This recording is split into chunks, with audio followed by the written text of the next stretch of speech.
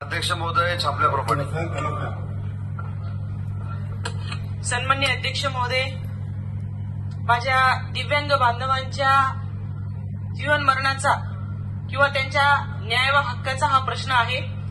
या प्रश्नाच्या अनुषंगाने मुंबई महानगरपालिकेच्या शिक्षण विभागात बोगस दिव्यांग प्रमाणपत्र प्राप्त करून शिक्षक व कर्मचारी नियुक्ती प्रकरणी मनपा शिक्षण अधिकारी यांच्याकडे दिव्यांग कर्मचाऱ्यांबाबत फेरपडताळणी करण्याबाबत शिक्षक संघटनांकडून अनेक निवेदनं प्राप्त झालेली आहे आणि जे दिव्यांग प्रमाणपत्र त्यांनी जे पुढे दिलेले आहेत, सादर केलेले आहेत, त्यांची तपासणी होऊन पुनर्तपासणी होऊन अपंग वैद्यकीय परीक्षक केएम रुग्णालयाने याबाबतचा अहवाल मुंबई महानगरपालिकेच्या शिक्षणाधिकारी यांच्याकडे जमा केला आहे काय, हा माझा पहिला प्रश्न आहे.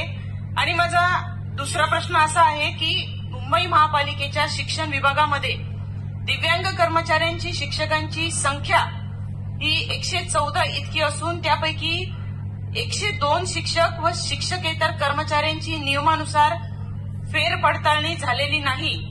त्यातून संशयास्पद असलेल्या 85 दिव्यांगांच्या प्रमाणपत्राबाबत पडताळणीचे आदेश देण्याबाबत शासन तात्काळ कारवाई करणार का व संबंधित दोषी अधिकाऱ्यांवर शासन कोणती कारवाई करणार, हा अजून एक तिसरा प्रश्न होता अध्यक्ष महोदय.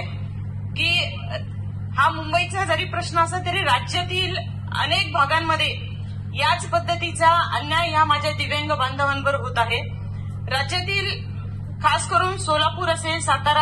सर्वोच्चाईने जो मुद्दा मांडला हा सोलापूर नाशिक जिल्हा परिषदेच्या शाळांमधला मुद्दा आहे आणि मुंबई महानगरपालिकेमधला मुद्दा आहे. मुंबई महानगरपालिकेमध्ये 2024-2025ला 11 जागांची दिव्यांगांची भरती झालेली होती आणि या 11 जागांवर ज्यावेळी आक्षेप आला त्यावेळी पडताळणी झाली आणि पडताळणीतनं सन्मान्य सदस्यांनी सांगितलेली वस्तुस्थिती खरी आहे की 2 दाखले जे आहेत हे 40% कमी मिळाले.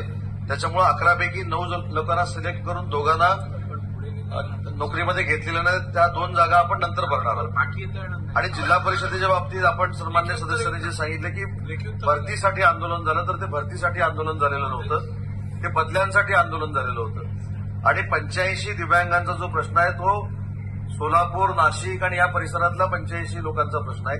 तरी देखील मुंबई महानगरपालिका ज्या 114 जागांची पडताळणी करायची सन्मान्य सदस्यांची मागणी आहे त्याची देखील पुन्हा एकदा पडताळणी केली जाईल. आणि ज्या ग्रामीण भागातल्या जिल्हा परिषदा आहेत, म्हणजे सोलापूर, नाशिक पुरतं मर्यादित नाही, तर ग्रामीण भागातल्या सगळ्याच जिल्हा परिषदा आहेत त्यांच्या सीओना देखील आदेश दिले जातील की जी दिव्यांगाची भरती झालेली आहे आणि त्यांचे दाखले जे आलेले आहेत त्याची पडताळणी करावी.